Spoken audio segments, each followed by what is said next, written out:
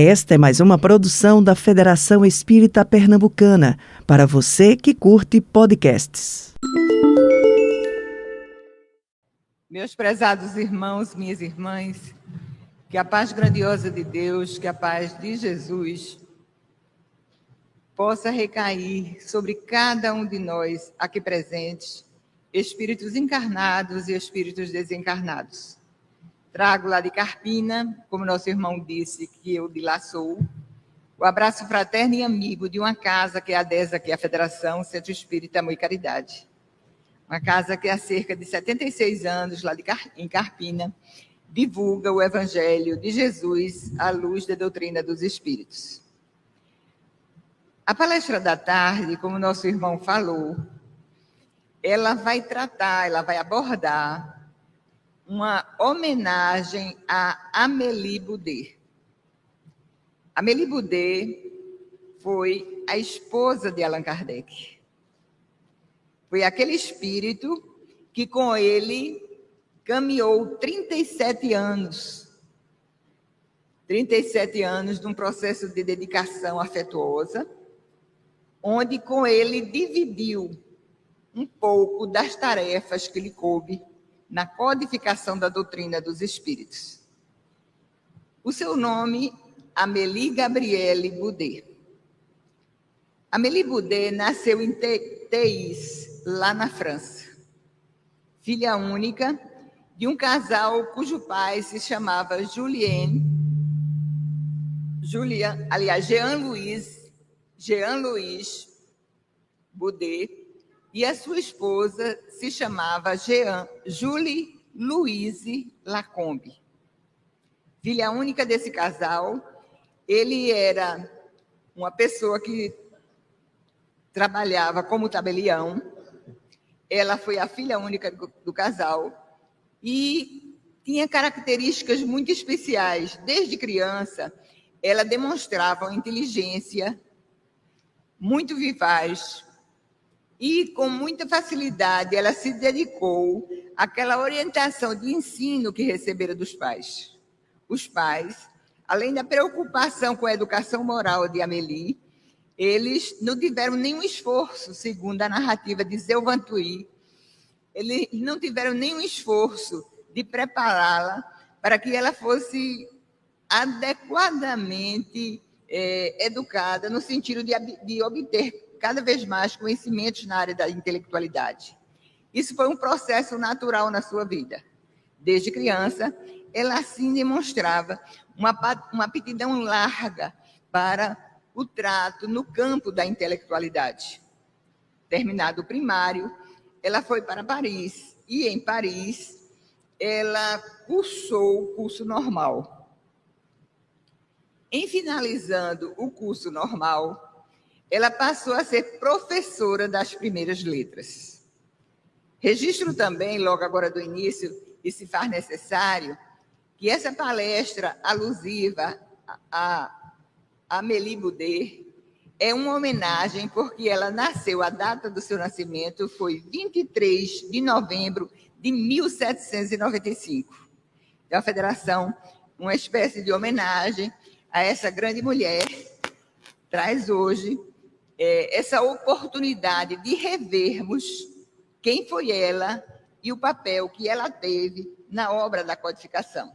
Então, ela, concluído o curso primário, aliás, o curso normal, ela passou a ensinar na área de letras e também na área de belas artes. Por quê? Porque era um espírito que trouxera consigo já também conhecimentos na área do desenho, na área das belas artes. Ela chegaria a publicar 3 livros: Contos Primaveris, em 1825, Noções de Desenho, em 1826, e depois ela publicaria O Essencial em Belas Artes, em 1828. Bom, Amélie Boudet, por conta dessa qualificação que seu espírito já demonstrara, como eu dissera, desde o início, ela andou pelo campo intelectual lá de Paris. O mundo intelectual de Paris era visitado pela Amélie Boudet. Por quê? Porque ela tinha afinidade justamente com a área da intelectualidade. E é lá nesse campo intelectual de Paris que ela viria a conhecer Hippolyte Léon Denisard Rival. Houve de início, logo no processo inicial, no primeiro encontro que eles tiveram, brotou um certo sentimento de afetividade.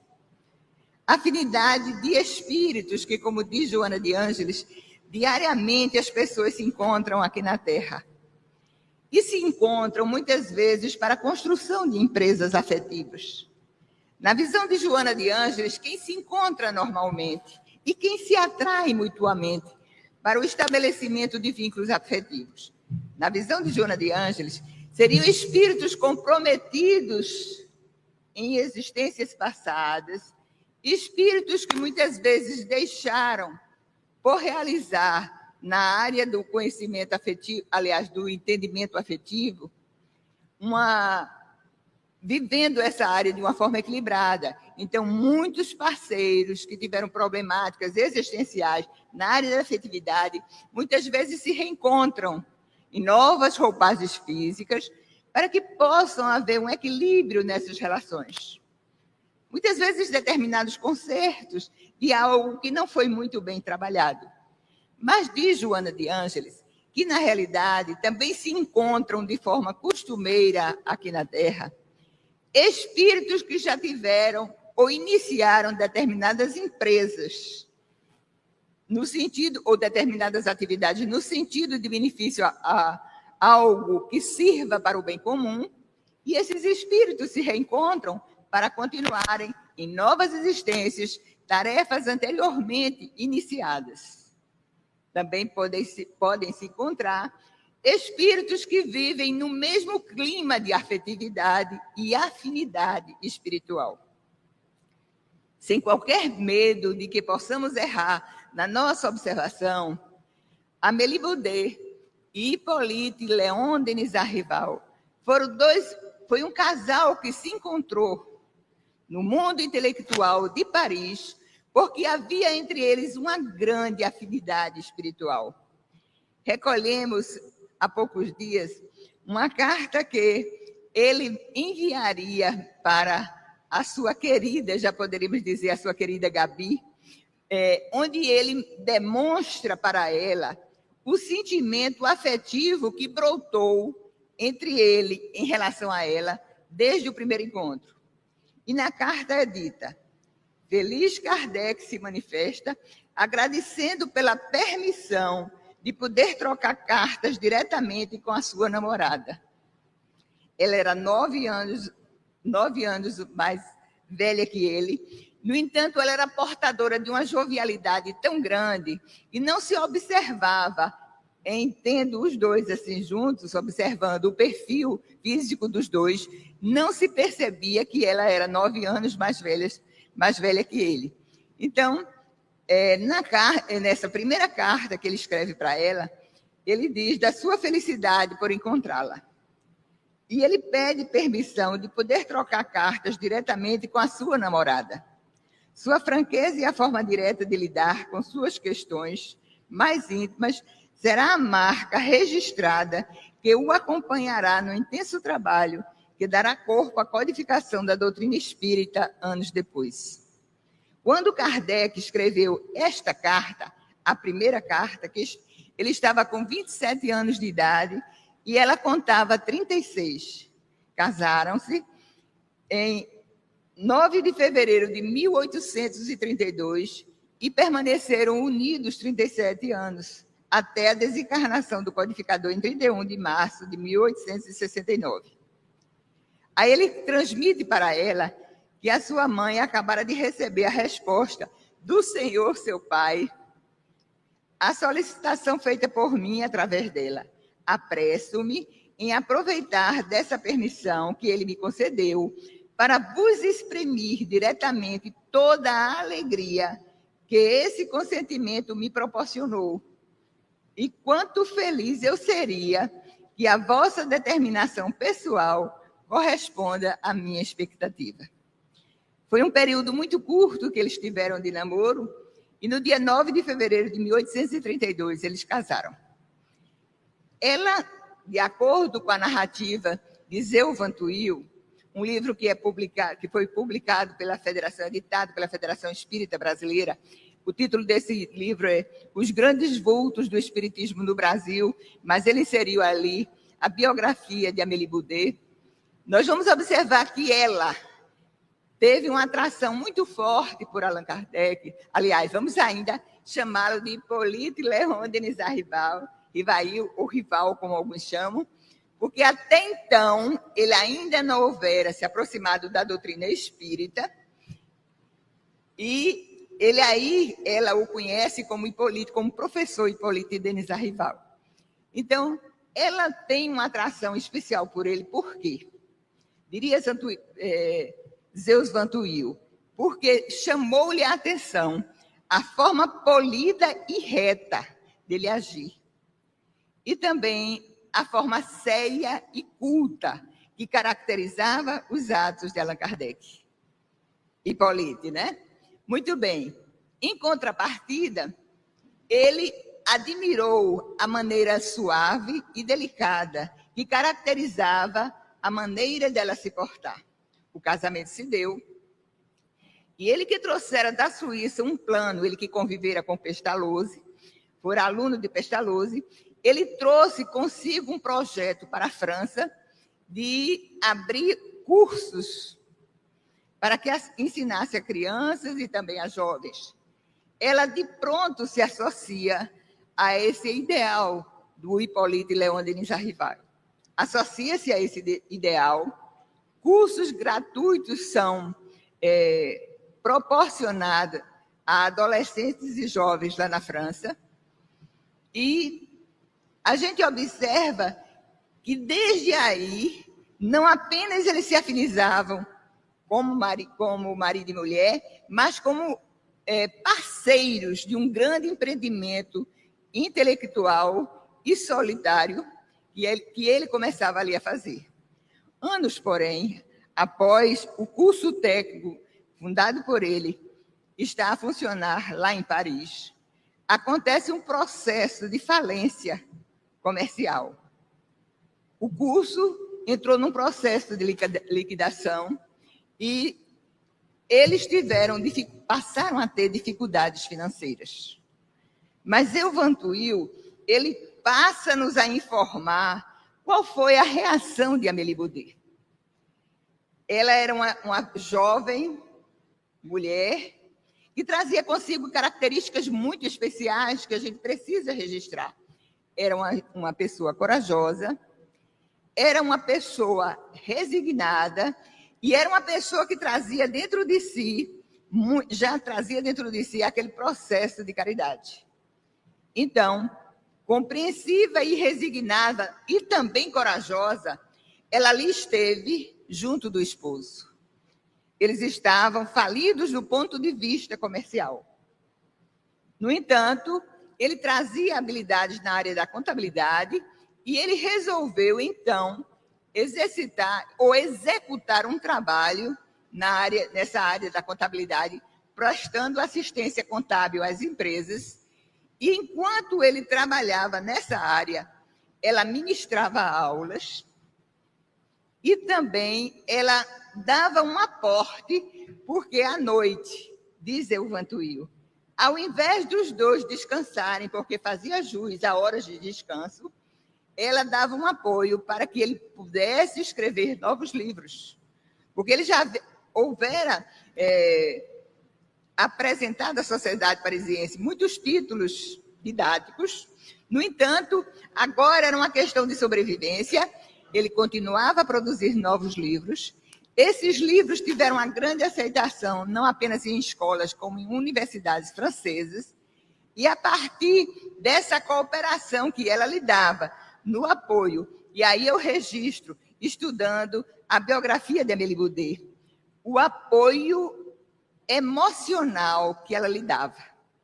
Ao invés de ela ficar contrariada, porque eles estavam vivendo um momento difícil na área da manutenção das suas próprias vidas, ela ali junto o tempo todo o apoiando, para que de forma equilibrada eles pudessem se sobrepor a essa dificuldade. E eles conseguiram se sobrepor. O nome Hippolyte Denisard Rival passou a ser um nome muito conhecido e respeitado na sociedade intelectual francesa. E aí eles se sobrepuseram a essas dificuldades, e aí eles entraram num processo de estabilidade financeira. Aí passamos agora a entrar numa outra fase na vida do casal. Em 1848, lá nos Estados Unidos, acontece aquele fenômeno que daria lugar, na linguagem de muitos autores espíritas, as bases ali surgia dos fenômenos de Hydesville, as bases de um novo espiritualismo. E por que novo espiritualismo? Porque os fenômenos mediúnicos, eles sempre existiram.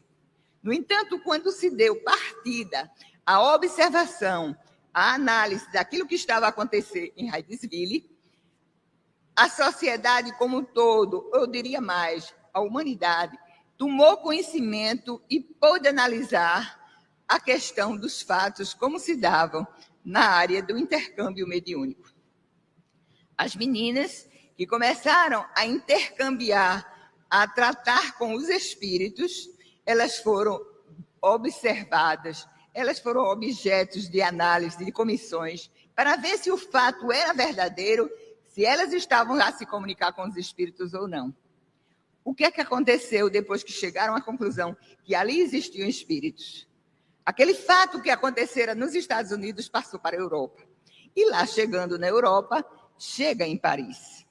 E em chegando em Paris, os amigos de Allan Kardec, que tinham uma das especialidades, ele foi um estudioso de magnetismo, o convidam para que ele possa assistir o fato de que as mesas se movimentavam nas reuniões que faziam em casas particulares. E um amigo de Allan Kardec, muito entusiasmado com os fatos que estava a presenciar, com os fatos que estava a ver, ele diz, as mesas se movimentam.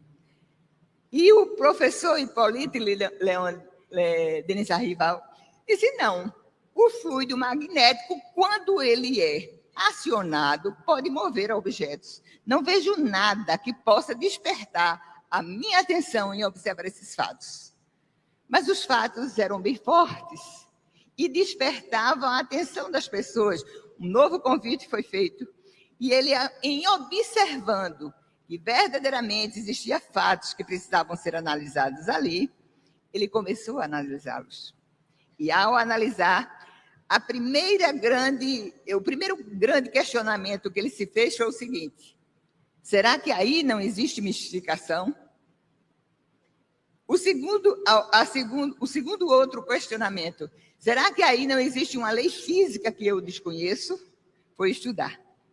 E ao estudar, observar, analisar, chegou à conclusão, sim, que ali existiam inteligências de espíritos, que foram as almas das pessoas que habitaram aqui na Terra, e lá estavam no mundo espiritual, e muitas vezes esses espíritos respondiam a questões que eram feitas sem que fossem verbalizadas.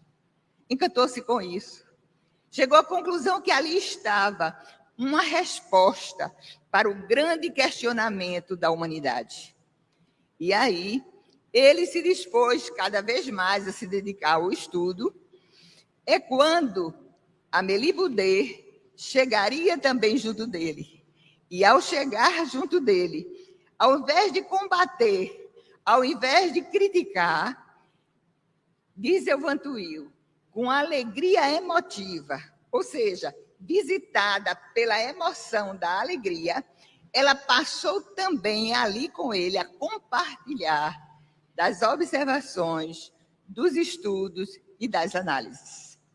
Em aí chegando, num determinado ponto em que o trabalho estava bem avançado, ele recebe a comunicação do Espírito de Verdade, que ele seria chamado para encabeçar Ele seria a cabeça que levaria à frente esse movimento que transformaria a humanidade.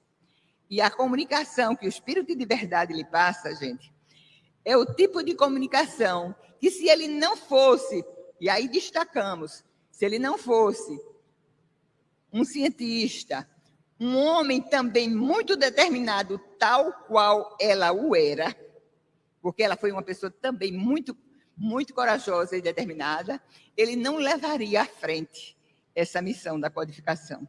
E por que não lhe levaria? Está aqui em Obras Póstumas. O Espírito, quando lhe fala a respeito da missão que ele deveria desenvolver, ele diz que ele passaria por muitas dificuldades. Porque não seria só ele publicar o Livro dos Espíritos, mais um outro livro, mais outro, e ele ficar em casa. Não. A obra que ele iria publicar, codificar, essa obra ia mexer com as bases da humanidade, do pensamento filosófico e religioso da humanidade. Então, se era uma obra com esse teor, com essa possibilidade, ele ia contar com muitas pessoas que iam se contrapor ao trabalho que ele iria realizar. Sobre ele, existiriam muitas palavras injuriosas. Sobre ele, ou sobre a pessoa dele, muito processo de ingratidão e de calúnias. Não obstante toda essa observação, todo esse aviso que o Espírito de verdade lhe repassou, ele respondeu em relação à proposta: estou pronto. Mas ele não estaria pronto sozinho. Junto dele estava ela. Daí a importância dela, que de uma forma muito assim, bonita, de uma forma muito relevante, a Federação Espírita Pernambucana, não apenas hoje, nesse mês de novembro, quando 4 dias se passaram do aniversário do seu nascimento, faz uma palestra dedicando a memória do seu espírito. Não. Observamos que é justiça, que é gratidão, porque eu me lembro daquele livro Boa Nova.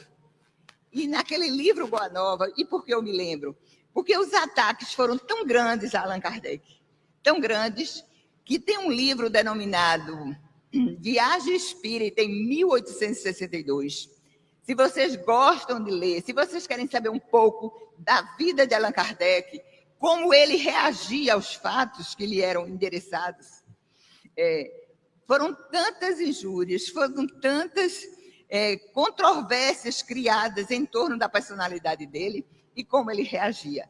Mas vamos registrar, para a gente registrar também, eu quero deixar muito bem repisado essa temática, o quanto ela o apoiou. Em determinado momento, no livro Viagem Espírita, em 1862, depois a gente traz a menção ao livro Boa Nova, Allan Kardec diria que, quando a gente pratica o bem, ele desabafando, nesse livro ele desabafa um pouco daquilo que se lhe fizeram. Ele diz, quando a gente está a praticar o bem, a gente não fique impressionado pelo fato de nem todas as pessoas compreenderem o trabalho do bem que estamos a realizar. Em primeiro lugar, ele diria, a Terra é um plano de provas e expiação.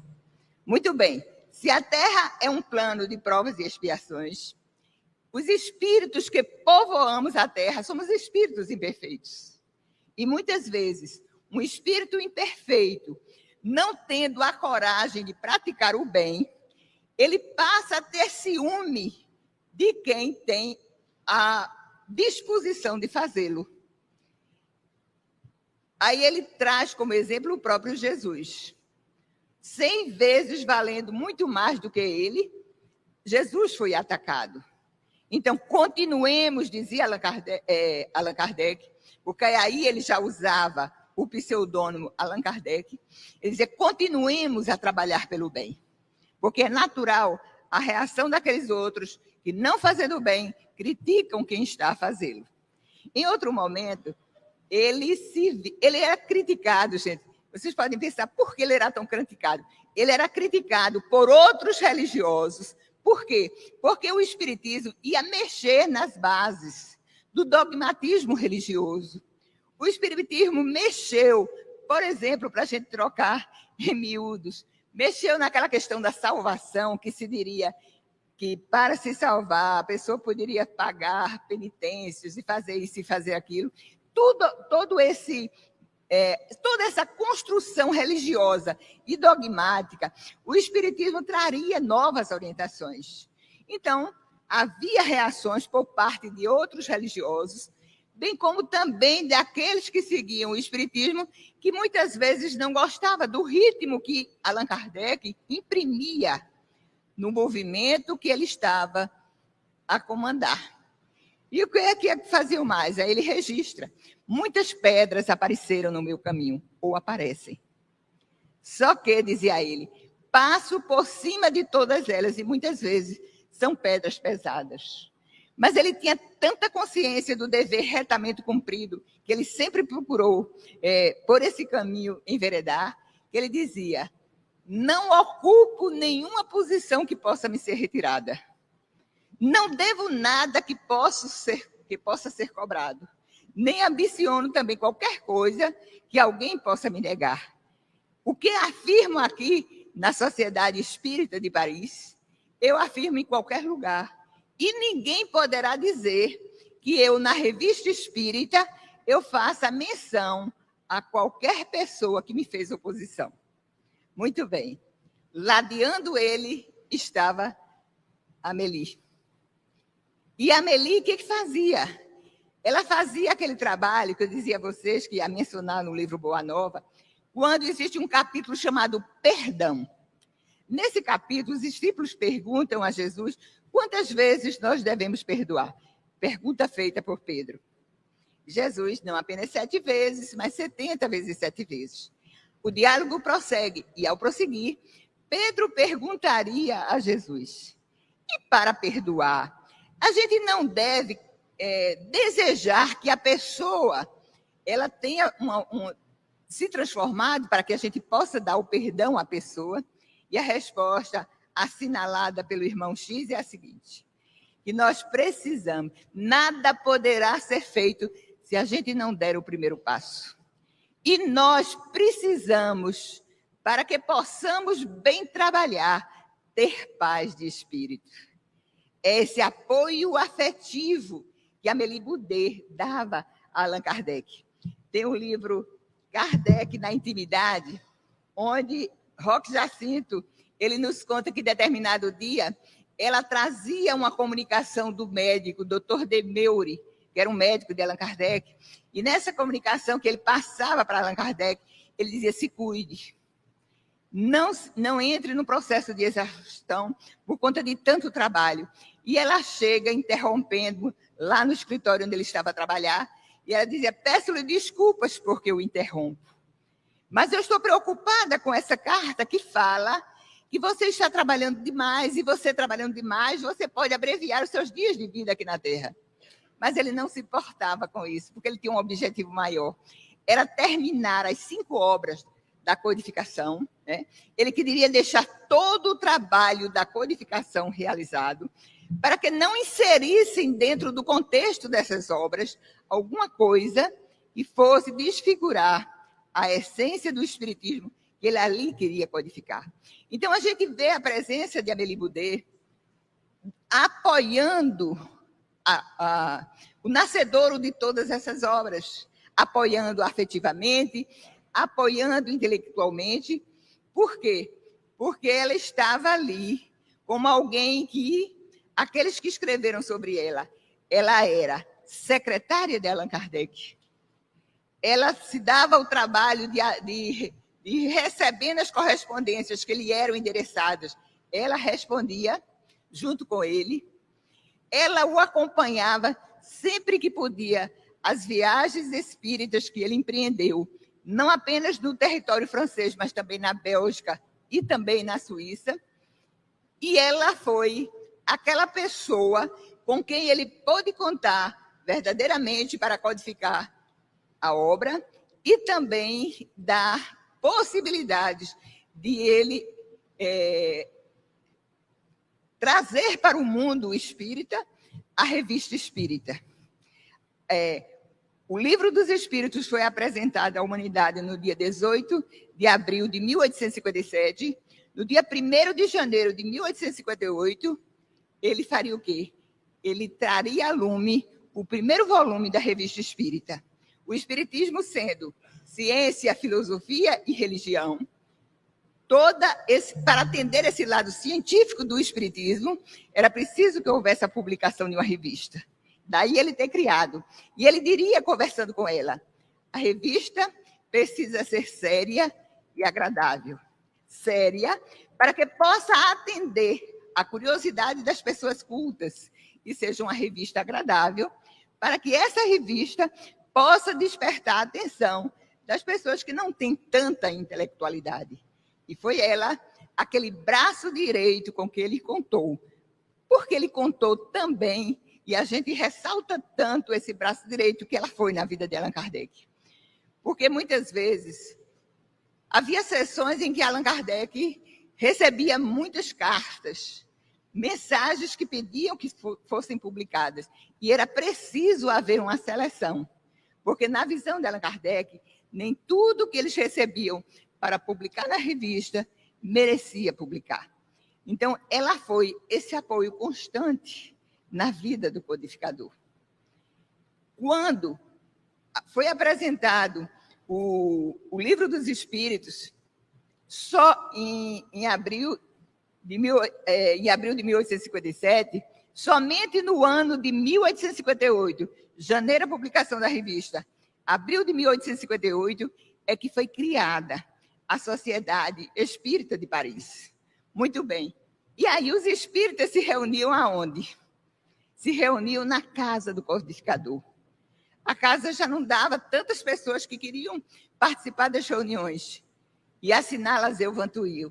Era um trabalho bastante cansativo, mas a Amélie Boudet estava ali a recepcionar todas as pessoas que chegavam para estudar, para conhecer a beleza do ensinamento espírita.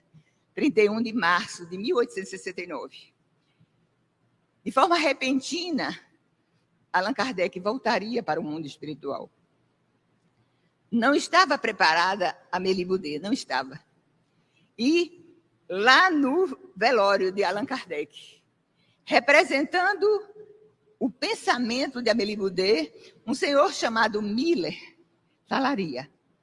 Falaria no velório, outros espíritas ilustres haviam falado, como Camille Flammarion e tantos outros, mas, a pedido de Amélie Boudet, o senhor Miller falaria, diria algumas palavras em relação àquela vivência afetuosa que ela tivera com Allan Kardec. E quando o senhor Miller fala, quando ele discursa, ele diz que fala em nome da viúva, de uma viúva que viveu com ele 37 anos, numa convivência conjugal que era refletida numa felicidade. Aliás, o casal vivia uma felicidade sem nuvens. Não havia desgosto no casamento dos dois. E ele ali estava também para ela expressar o reconhecimento, a gratidão que ela tinha por ter sido ele sempre um homem honesto, portador das melhores virtudes e de real interesse pelas coisas materiais. Ficaria aí registrado essas palavras como pensamento dela expressas pelo senhor Miller. O corpo foi enterrado no cemitério de Montmartre, mas, um ano após, no dia 31 de março de 1870, os espíritas parisienses lhe pediram que aqueles corpos, que os restos mortais do codificador fossem transportados para o cemitério Père Lachaise. E ela aqueceu, porque via nesse pedido dos espíritas de Paris que eles estavam com um desejo humano, mas era um desejo muito sincero. E no túmulo de Allan Kardec, um dos mais visitados lá no cemitério Père Lachaise, está escrita aquela frase que caracterizou filosoficamente e religiosamente o pensamento de Allan Kardec. Nascer, viver, morrer, renascer ainda, progredir sempre, tal é a lei. E aí, E aí, gente, é que nós percebemos a grandeza espiritual desta mulher. Estava ela, quando se deu o desencarne de Allan Kardec, com 74 anos de idade. Vamos projetar essa realidade fática, 74 anos de idade. Ela que já demonstrara o seu espírito forte, de uma autêntica espírita que aceitara o desencarne de Allan Kardec de uma forma assim verdadeiramente exemplar, ela resolveu continuar o trabalho de Allan Kardec. É aí que ela cresce do ponto de vista espírita. Por quê? Já existia uma livraria e já existia a revista. Ela se tornou proprietária desses dois órgãos, a livraria e a revista, para que dali fossem retirados fundos para garantir a continuidade do trabalho das obras espíritas que foram codificadas por Allan Kardec. A preocupação dela, gerir pessoalmente, inclusive, a publicação de novas obras, para que também ela teve uma gestão pessoal, para que os artigos da Revista Espírita passassem pessoalmente pelo seu crivo, e só passando pelo seu crivo era que os artigos deveriam ser publicados. Ela criou uma sociedade anônima do Espiritismo. Mas lá na frente, ela não gostando desse termo, ela modificaria a titulação da sociedade.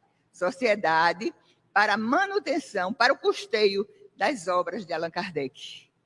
E aí, com isso, diz Zéu Vantuil, ao falar sobre Amélie Boudet, ela poderia, se ela quisesse. Gente, com muito menos anos, as pessoas param. Vocês concordam comigo? Com muito menos anos, a gente acha que já deve parar.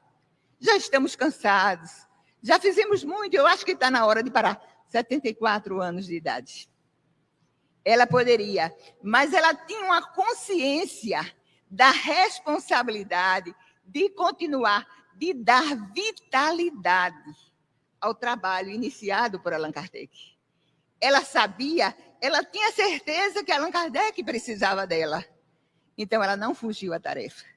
A questão do ponto de vista, no Evangelho segundo o Espiritismo, diz que o ponto de vista que defendamos, o ponto de vista que tenhamos a gerir a nossa mente, vai gerir a possibilidade de observarmos os fatos de uma forma mais correta em relação aos fatos da vida material e em relação também aos fatos da vida futura.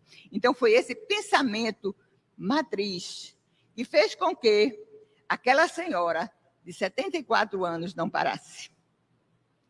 Muito bem.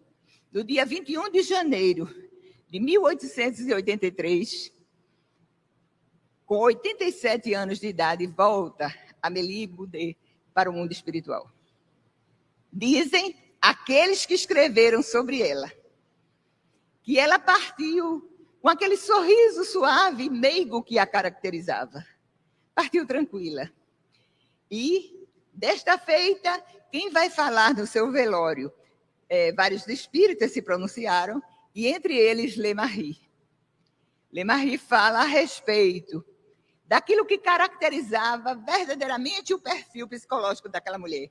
Uma mulher corajosa, uma mulher compreensiva, uma mulher perseverante e uma mulher que tinha um espírito imenso de solidariedade. Inclusive, ela passou um legado quando estava prestes a finalizar a sua passagem aqui na Terra, para que aquilo que era proprietária, que ela era possuidora, fosse para a sociedade que ela criara para ajudar na divulgação das obras de Allan Kardec.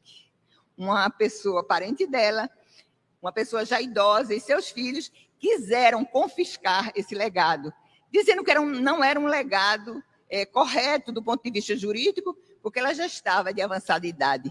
Mas mesmo ela com a idade avançada, era uma mulher que teve lucidez até o último dos seus dias aqui na Terra, e foi respeitada a disposição legatária e os bens foram passados para a sociedade. O ponto alto do velório de Amélie Boudet foi uma comunicação através de um médium chamado Lecoq. E através do Lecoq haveria uma mensagem que fora trazida por Antônio de Pádua, o conhecido Antônio de Pádua. Então, Antônio de Pádua passa para as pessoas ali presentes que ela fora recebida, e era natural que o fosse, pelo espírito de Allan Kardec e muitos outros espíritos divulgadores da doutrina que já estavam lá no mundo espiritual. 3 dias após ao seu sepultamento, o que é que acontece? Uma nova comunicação através de um novo médium, uma comunicação através da psicografia, onde falaria, uma mensagem seria dada pela própria Amélie Boudet e também por Allan Kardec. Resumidamente, de uma forma até corrida, a gente hoje reverenciou, a Federação Espírita Pernambucana reverenciou o nome dessa grande mulher, portadora de todo um grande acervo de conhecimentos na área da intelectualidade e uma mulher sábia do ponto de vista espiritual. Afinidade grande existiu nesse casamento. Companheira, secretária, e eu diria, continuadora, fiel daquilo que seu esposo iniciara. Foram 14 anos depois do desencarne dele, em que ela deu vitalidade, onde ela deu possibilidade de o movimento não parar, de o movimento sempre estar a crescer. Por isso, meus amigos, é necessário que tragamos para as nossas vidas, de criaturas humanas, de espíritos que somos cada um de nós, a virtude da gratidão. Agradecer a Allan Kardec por essa obra monumental que ele nos apresentou, mas agradecer também ao espírito de Amélie Boudet. Agradecer essa participação, onde ele põe equilíbrio com paz. Quando nessa mensagem que eu li rapidamente, aqui no Kardec, na intimidade, ela diz, olha, poupe-se porque doutor Delmeure pede que você se poupe. Ele diz, o seu afeto me dá possibilidade de eu continuar em paz a realizar a obra de Jesus. Então, parceira, tão importante quanto ele o foi, tão importante, porque para que ele pudesse trabalhar, e trabalhar com tranquilidade, ela estava ali a apoiá-lo. Então, gratidão, gente. Uma virtude rara que foi enaltecida por Jesus quando apenas um dos leprosos que foram curados voltou até ele. Onde estão os 9? Joana de Ângeles, no livro que fala sobre a gratidão, ela diz, existe muita dificuldade das pessoas, dos seres humanos, serem gratos. Há uma dificuldade muito grande. Mas ela diz na obra, a plenitude da gratidão, que nós podemos estudar, trabalhar e treinar a gratidão. Poderemos fazer isso. É uma virtude que precisa ser treinada. A princípio, a gente faz até por dever. Muitas vezes a gente não se integra no sentimento da gratidão, mas, sendo treinado esse sentimento, chegaremos a colocar um sentimento verdadeiro naquilo que a gente esteja a fazer. Existem 2 aplicativos que denotam que as pessoas são gratas. O primeiro aplicativo de Joana de Ângeles é ser terno com as pessoas que fazem bem feito e que estão a fazer o bem. Ser terno. Muitas vezes a gente tem uma riqueza de possibilidades de sermos ternos. Não expressamos ternura e, consequentemente, não expressamos gratidão.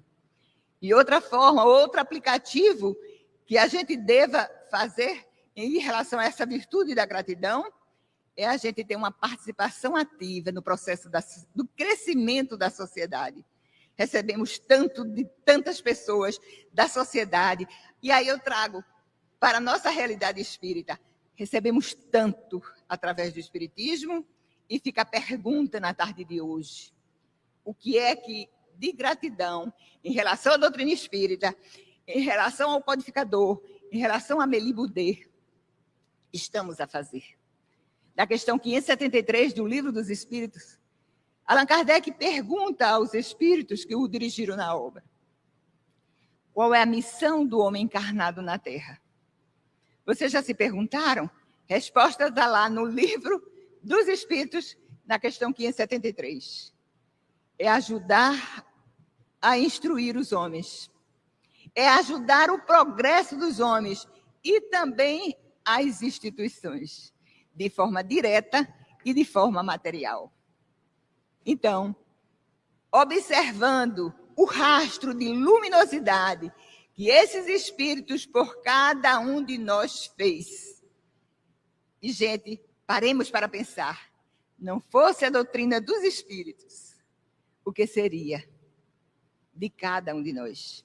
Em termos de observarmos as disparidades da vida, as desigualdades da vida, as desigualdades de afeto, o que seria de oportunidades que a gente às vezes pensa que nos é sonegada, o que seria de cada um de nós? Então, o preito pequenino seja feito também por cada um de nós hoje.